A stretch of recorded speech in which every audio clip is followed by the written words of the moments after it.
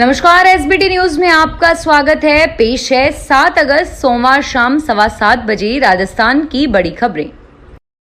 राजस्थान के सीकर में नवलगढ़ रोड पर कलाम कोचिंग में आज ईडी की रेड हुई है।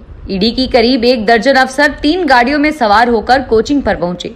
सुरक्षा के लिहाज से कोचिंग के बाहर सीआरपीएफ के 3 जवान भी तैनात किए गए।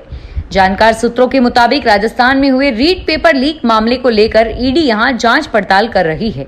आपको बता दें कि सीकर में कलाम कोचिंग आरएएस सहित अन्य कई बड़ी भर्ती परीक्षाओं की तैयारी करवाती है। सरकार के एक बड़े नेता का ताल्लुक भी इसी कोचिंग से है। हालांकि रजिस्ट्रेशन में कहीं भी उनका नाम नहीं है। कोचिंग का नाम पहले भी कई बार सामने आ चुका है और ऐसे में कोचिंग ईडी के निशाने पर पहले से ही थी। राजस्थान के मुख्यमंत्री अशोक गहलोत ने कांग्रेस नेता राहुल गांधी की लोकसभा सदस्यता बहाल होने का स्वागत करते हुए सोमवार को इसे सत्य की जीत बताया। सीएम गहलोत ने ट्वीट किया कि राहुल गांधी की संसद सदस्यता बहाल होना सत्य की जीत है।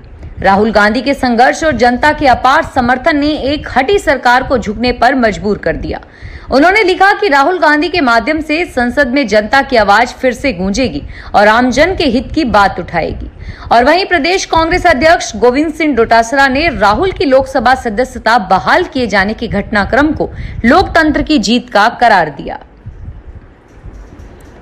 राजस्थान में होने वाले आगामी विधानसभा चुनाव से पहले राज्य को 17 नए जिले मिल गए हैं। राजस्थान के 17 नए जिले सोमवार को अस्तित्व में आए और मुख्यमंत्री अशोक गहलोत ने वर्चुअल माध्यम से उद्घाटन पट्टिकाओं का अनावरण किया।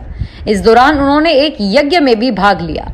इसके अलावा मंत्रियों की उपस्थिति में नए जिला मुख्यालयों में प्रार्थना और यज्ञ भी आयोजित किए गए और साथ ही सीएम गहलोत ने बिरला ऑडिटोरियम में समारोह के दौरान नए जिलों की वेबसाइट भी लॉन्च की। राजस्थान में लगातार 4 महीनों की बारिश के बाद बारिश का दौर थम गया है। 3 दिनों तक प्रदेश में बारिश नहीं होगी और इसके बाद 10 और 11 अगस्त को 48 घंटे में बारिश का दौर फिर शुरू हो जाएगा। राजस्थान में दक्षिण पश्चिमी मानसून के प्रवेश के बाद यह पहला ब्रेक लगा है। ब्रेक से पहले ही राजस्थान में औसत बारिश का सालाना आंकड़ा पूरा हो चुका है। कई बांध उफान मार चुके हैं और प्रदेश के जिलों में अधिकतम तापमान औसत से कम है। ऐसे में तापमान में कोई खास परिवर्तन इस सप्ताह देखने को नहीं मिलेगा। केंद्रीय मंत्री गजेंद्र सिंह द्वारा किए गए मानहानि के केस में आज सीएम अशोक गहलोत दिल्ली की राउज एवेन्यू कोर्ट में वीसी के जरिए पेश हुए। गहलोत को रिवीजन कोर्ट ने राउज एवेन्यू कोर्ट में वीसी से पेश होने व बेल बोर्ड नहीं भरने की छूट दी थी। इसके चलते आज सीएम अशोक गहलोत व्यक्तिगत रूप से कोर्ट में पेश नहीं होना पड़ा। राउज एवेन्यू कोर्ट ने 21 अगस्त को मामले की अगली सुनवाई तय की है और ऐसे में इससे पहले सीएम गहलोत को रिवीजन कोर्ट से निचली अदालत के आदेश पर स्टे लाना होगा अथवा कोर्ट से फिर व्यक्तिगत रूप से पेशी से छूट लेनी होगी। प्रदेश के नए जिलों में अनूपगढ़ में बीकानेर के खाजूवाला और छतरगढ़ को शामिल करने का विरोध शुरू हो गया है। सोमवार को खाजूवाला की सभी दुकानें बंद रही और प्रशासन को सरकार विरोधी नारे सुनने पड़े। आंदोलन करने वालों में स्थानीय लोगों के साथ पंचायत समिति व जिला परिषद के सदस्य भी शामिल हैं। स्थानीय लोगों ने मिलकर विरोध के लिए एक मंच का गठन कर लिया, जिसमें स्थानीय व्यापारी, किसान और जनप्रतिनिधियों को शामिल किया गया है। सोमवार को 11 बजे एसडीएम कार्यालय का घेराव करते हुए स्थानीय लोगों ने खाजूवाला को नया जिला बनाने और तब तक बीकानेर में ही शामिल रखने की मांग की है। कांग्रेस की पूर्व राष्ट्रीय अध्यक्ष सोनिया गांधी और राहुल गांधी हिमाचल आ सकते हैं। अगर कार्यक्रम में बदलाव नहीं हुआ तो 25 अगस्त को वह सोलन के रामलोक मंदिर आएंगी और शीश नवाएंगी। मंदिर प्रबंधन ने गांधी परिवार को मंदिर आने और प्रतिष्ठा का निमंत्रण दिया था। इसे सोनिया गांधी ने स्वीकार कर लिया। ऐसा माना जा रहा है कि उनके साथ कांग्रेस के दूसरे बड़े नेता भी हिमाचल आ सकते हैं। और वहीं कांग्रेस सूत्रों की माने तो राहुल गांधी भी प्रदेश के आपदा प्रभावित क्षेत्रों के दौरे के लिए हिमाचल आ सकते हैं। प्रतापगढ़ जिला मुख्यालय पर इसी वर्ष स्वीकृत हुए संस्कृत महाविद्यालय का संचालन हाल ही में शुरू किया गया है। यहां अभी भवन के अभाव में निकटवर्ती मनोहरगढ़ स्थित राजकीय उच्च माध्यमिक विद्यालय के खाली भवन में संचालित किया गया है। यहां संस्कृत महाविद्यालय खुलने से जिले के विद्यार्थी संस्कृत में पारंगत हो सकेंगे और इसके लिए प्रवेश शुरू हो गए हैं। यहां प्रवेश के लिए 12वीं उत्तीर्ण विद्यार्थी प्रवेश ले सकते हैं और इसमें प्रवेश के लिए 10 अगस्त तक अंतिम तिथि तय की गई है। राजस्थान में नए जिले के गठित होते ही जमीनों का खेल शुरू हो गया है। नए जिलों में कलेक्ट्रेट सहित अन्य दफ्तर बनने से पहले ही आसपास की बेशकीमती जमीनें बुक हो चुकी है। जमीनों के खरीदार आम व्यक्ति नहीं बल्कि रसूखदार हैं। रसूखदार इतने प्रभावी हैं कि जिन जिलों में दफ्तरों के लिए जमीन चिन्हित नहीं की गई, वहां प्रत्येक बड़ी जमीन के पास के भूखंड खरीद लिए हैं। भूखंड कारोबारी ही खुलेआम दावा कर रहे हैं कि यहां कलेक्टर ऑफिस बनेगा।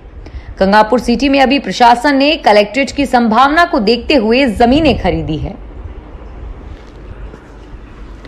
अजमेर विकास प्राधिकरण में तहसीलदार जैसे अहम पद पर सेवाकाल में दागी रहे अधिकारी को पुनः संविदा पर नियुक्ति दी गई है। संबंधित कार्मिक के विरुद्ध कोर्ट में विचाराधीन रिश्वत के प्रकरण में न तो उसे विभागीय जांच में क्लीन चिट मिली है और न ही एसीबी की ओर से प्रकरण का निस्तारण किया गया है।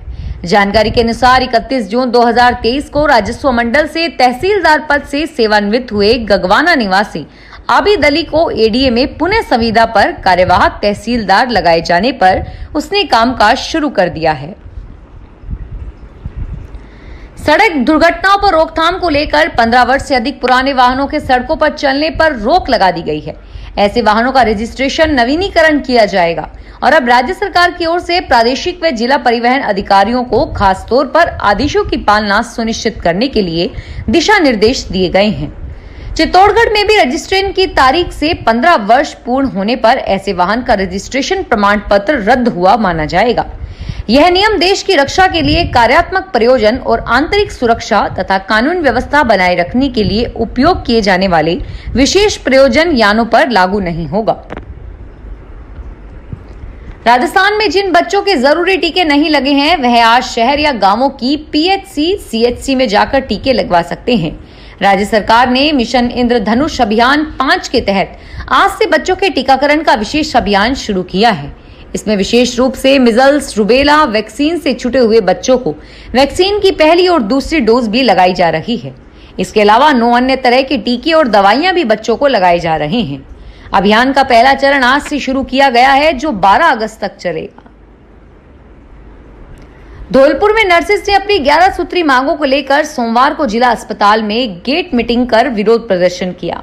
नर्सेस की कार्य बहिष्कार और प्रदर्शन के चलते प्रमुख चिकित्सा अधिकारी डॉक्टर समरवीर सिंह के निर्देश पर सुबह 8 बजे से 10 बजे तक सभी वार्डों में नर्सेस की जगह डॉक्टरों ने व्यवस्था संभाली। 11 सूत्री मांगों को लेकर नर्सेस का पिछले 5 दिनों से सुबह 2 घंटे का कार्य बहिष्कार चल रहा है।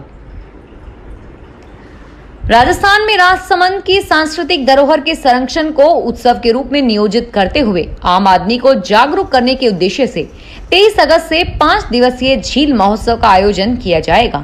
आयोजन मंडल के प्रमुख समाज सेवी गणेश पालीवाल ने आज पत्रकारों को बताया कि सांस्कृतिक धरोहर एशिया की दूसरी सबसे बड़ी मानव निर्मित झील राजसमंद के लिए ये साल खुशियों की सौगात लेकर आया। 2017 के बाद इस बार वापस राजसमंद झील छलकने को आतुर है। ये अवसर राजसमंद जिले के हर नागरिक के लिए आनंददायक है। भीलवाड़ा जिले के हमीरगढ़ क्षेत्र के बरहडोद गांव की सरकारी स्कूल पर सोमवार सुबह ग्रामीणों ने तालाबंदी कर विरोध शुरू किया। ग्रामीणों का यह विरोध स्कूल में टीचर की कमी व स्कूल की बिगड़ती व्यवस्थाओं को लेकर था। ग्रामीणों ने इस विरोध की जानकारी मिलने के बाद तहसीलदार लोकेश चौधरी व अब्दुल शाहिद मौके पर पहुंचे और ग्रामीणों को शांत किया। साथ ही अगले 3 से 4 दिन में स्कूल की व्यवस्थाओं को सुधारने का आश्वासन दिया, जिसके बाद ग्रामीणों ने स्कूल का गेट खोला। अब्दुल शाहिद ने बताया कि अधिकारियों ने बरडोद गांव की सीनियर स्कूल में ग्रामीणों द्वारा विरोध जताते हुए तालाबंदी की गई थी। ग्रामीणों ने अपनी मांगों में स्कूल में जल्द प्रिंसिपल लगाने, विज्ञान व गणित के टीचर लगाने की मांग की। फिलहाल इस बुलेटिन में इतना ही और फिर हाजिर होंगे तमाम बड़ी खबरों के साथ।